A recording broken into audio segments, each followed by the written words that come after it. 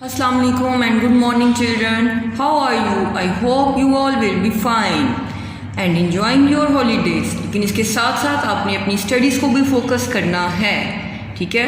I am your English teacher from junior campus high school and आज हम अपना दूसरा लेक्चर शुरू करेंगे, इंग्लिश का लेक्चर नंबर 2, ठीक है। आपने अपनी स्टडीज़ को अच्छी तरह फोकस करना है, ठीक है। और जो कुछ काम आपको जा रहा है या जो कुछ भी जा रहा है, मैं अगेन आपको कह रही हूँ कि आपने उसको अच्छी तरह फोकस करना है।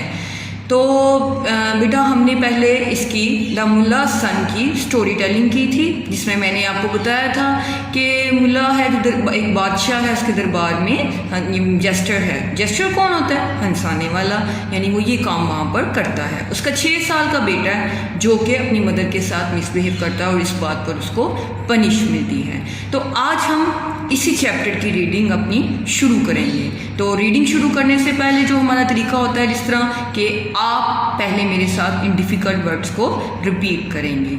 सो please focus on your difficult words. Okay बच्चों, द मुल्ला सन डिफ़िकल्ट वर्ड्स जो आपके नोट्स पर गए हैं वो आपके डिक्टेशन वर्ड्स हैं और वो आपने अपनी नोटबुक पर 2 टाइम राइट करने हैं। जो डिफ़िकल्ट वर्ड्स हैं ये आपकी रीडिंग की प्रैक्टिस के लिए होते हैं कि रीडिंग से पहले ये आपको डिफ़िकल्ट वर्ड्स आपको करवा दिए जाएं ताकि आपको रीडिंग करने में आसानी हो। So look at your first word. Your first word is behave. Behave, behave. इसी तरह जिस तरह आप क्लास में 3 टाइम्स को मेरे साथ रिपीट करते हैं, इसी तरह आप इसको मेरे साथ रिपीट कर रहे होंगे और आई होप आप इसको कर रहे हैं और आपको समझ आ रही है। बिहेव का मतलब होता है आपका रवैया, आपका सलूक, ठीक है। Number 2 word is quote. Quote, coat.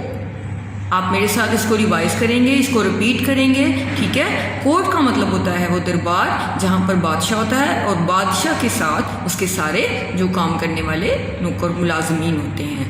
Number 3 word is decided. Decided, decided. जी आपने पढ़ा इसको मेरे साथ, इसको रिपीट किया।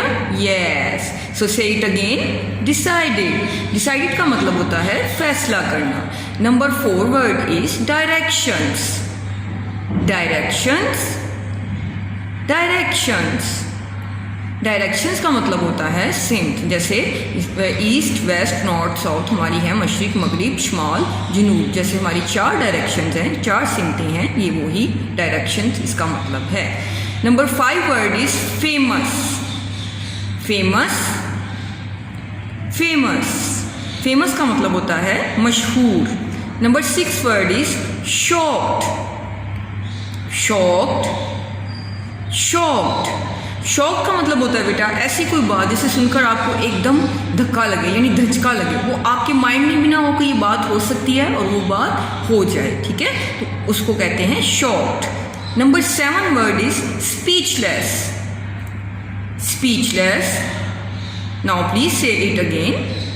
Yes, very good. Speechless. Speechless का मतलब होता है कि जब कोई ऐसी बात हो जाए जिसका आपको जवाब देना ना आए और आप बिल्कुल खामोश हो जाए और आपको समझ ना आए कि अब आप जवाब क्या दें। Number 8 word is troubles.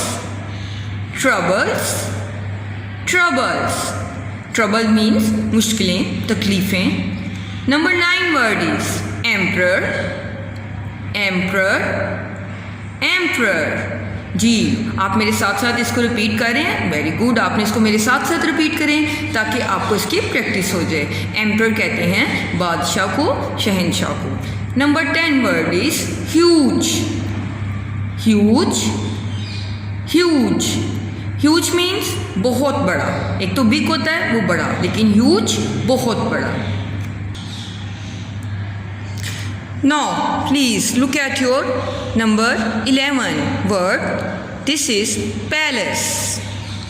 Palace, palace. Palace किसे कहते हैं बच्चों? महल को। वेरी गुड, ये तो आपको पता होगा, ये तो बहुत इजी है। Number 12 word is artists. Artists, artists. Artist कौन होते हैं? जो तस्वीरें वगैरह ड्रॉ करते हैं, बनाते हैं, ठीक है। Number 13 word is musicians. Musicians, musicians. Musicians का मतलब कौन होते हैं? साज बजाने वाले। जैसे कोई गिटार बजा रहा है, कोई तबला बजा रहा है, कोई कुछ बजा रहा है, तो वो म्यूजिशियंस होते हैं। Number 14 word is dancers. Dancers, dancers, dancers कौन होते हैं? हाँ जी, डांस करने वाले यानी नाचने वाले। Number 15 poets. Poets, poets, poets कौन होते हैं? शायर कर जो होते हैं, जो शायरी करने वाले होते हैं। जैसे हमारे कौमी शायर कौन है? Who is our national poet? Allama Iqbal. Allama Iqbal is our national poet. 16 number 16 is scientists. Scientists, scientists, scientist कौन होते हैं? साइंसदान, जो हमारे लिए नई नई इजादात करते हैं, जो हमारे लिए नई नई चीज़ें बनाते हैं हमारी सहूलतों के लिए। Number 17 writers. Writers, writers. I hope you are repeating these words after me, so please repeat it again and again. Writers, writers कौन होते हैं? जो हमारे लिए स्टोरीज लिखते हैं, बुक्स लिखते हैं, ठीक है, और जिन्हें हम पढ़ते हैं। 18 word, number 18 is servants. Servants, servants, servants कौन होते हैं? ना जी, नौकर, मुलाजमीन। Number 19 forgot. Forgot, forgot, forgot का मतलब होता है भूल जाना। Number 20 troubles. ट्रबल्स को हमने पहले भी पढ़ा है, इसको डिस्कस किया है, ये अगेन आया है तो इसको हम अगेन कर लेंगे। ट्रबल्स का मतलब है क्या होगा? जी बिल्कुल, तकलीफ़ें, मुश्किलें। Next word is surprised. Surprised, surprised, surprise का मतलब होता है बच्चों हैरान हो जाना। हैरान हो जाना किसी भी चीज़ को देखकर या किसी भी बात को सुनकर, जो आप हैरान हो जाते हैं कि वो ये क्या हो गया, ठीक है। Chest, chest, chest, chase mean पीछा करना। शॉक्ड, ये अगेन वर्ड आ गया शॉक्ड, हमने पहले भी इसको रिवाइज किया है तो दोबारा हम कर देते हैं कि किसी बात को सुनकर धचका लगना। ये वो वर्ड है जो मुझे लगा जैसे कि आपको थोड़े से कंफ्यूजिंग होंगे तो मैंने इसे दोबारा रिपीट कर दिया है। Last word is frightened. Frightened, frightened, frightened का मतलब होता है डर जाना, खौफजदा हो जाना। जी बच्चों, हमने इसी रीडिंग के पहले डिफ़िकल्ट वर्ड्स रिवाइज किए हैं। अब हम इसकी रीडिंग शुरू करेंगे। The mullah's son. Words to know. Words to know. Behave, to act in an acceptable way, being polite and good tempered. ये हमने पहले भी इसको कर लिया डिस्कस, दोबारा मैं बता देती हूँ कि अच्छे तरीके से पेश आना दूसरों के साथ। कोर्ट, दरबार जो होता है बादशाह का।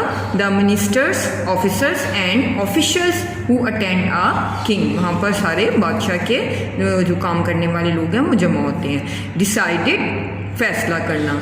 Made up once mind. Directions, मैंने आपको पहले भी बताया था कि सिमतों को कहते हैं। लाइन्स भी हो सकती हैं, points in different places. Famous, known by many people, के बहुत लोगों के जानने यानी कि मशहूर हो जाना। Shocked, upset, surprised. शॉक का मतलब परेशान हो जाना, हैरान हो जाना। Speechless, not able to speak, silent यानी बोलने के काबिल ही ना रहना, खामोश हो जाना। ट्रबल्स, वरीज, प्रॉब्लम्स, परेशानियाँ, मुश्किलें। चलें, अब हम जिस तरह क्लास में करते थे कि मैं ओके बच्चों, लेट्स स्टार्ट आवर रीडिंग। और जिस तरह हम क्लास में करते हैं आप मेरे साथ साथ इसको रिपीट करते जाएंगे, ठीक है। Over 400 years ago there lived a king called Akbar. शाबाश, मुझे लग रहा है आप मेरे साथ साथ इसको रिपीट कर रहे हैं। He was such a great king that he was called an emperor. Akbar lived in a huge palace in Delhi. At Akbar's court, there were many famous people. There were artists and musicians, dancers, and poets and clever scientists and writers too. There was also a very funny man there called Mullah Do Piazza. So children, now come to your next page, page number 35. The mullah made the emperor laugh. When the emperor was sad, he called for the mullah. Where is my friend Do Piazza? Bring him to me. Now, the servants in the court went off in all directions. Soon Mullah Do Piazza was brought before the emperor, and very soon the emperor forgot all his troubles. He rolled about with laughter. Mullah Do Piazza really was a very funny man. Nothing surprised him and nothing shocked him. He always had something to say. He had a quick answer for any question.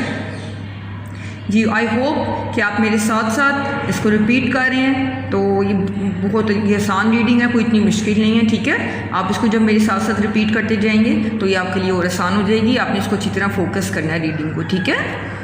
One morning Mullah said goodbye to his wife and son and went off to the court as usual. His son Rafiq, who was 6 years old, began to behave very badly.